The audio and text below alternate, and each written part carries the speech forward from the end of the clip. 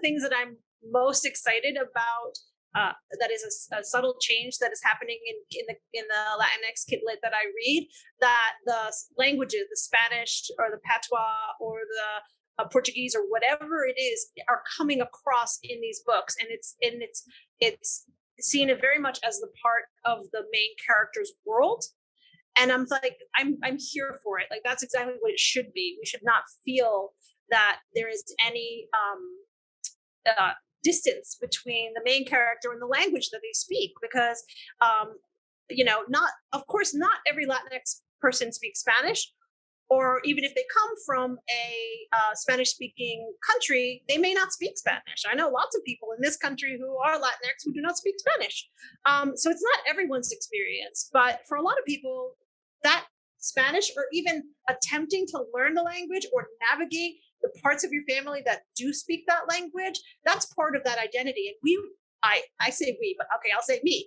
I want that messiness. I want that complexity and that layered look at all of the things as Latinx people that we have to deal with. We're dealing with so many different aspects to our identity, and so many, as I said before, intersections, that I want all of it. I don't want to try to like read that out and be like, I'm just a girl sitting here.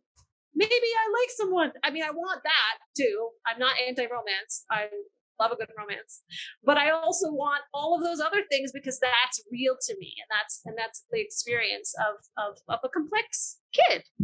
Yes. So I went off the rails then. I'm sorry. And I want to add slang into that. Everything that Alex said, but I also want to add slang. There's somebody who wrote a Yo Mama book. Part of poetry of the people is slang, and it needs to not be relegated outside of what is considered good or educated. Okay, that goes. It's sometimes about code switching. I know that in itself could be a debate and a discussion, but I want to, rather than talk about switching, I want to talk about all of this being incorporated, because our children are walking around speaking Spanglish or speaking Spanish or speaking a very flawed Spanish that I grew up with, which is horribly incomplete, but yet still part of my identity, and slang and proper British English, all of it.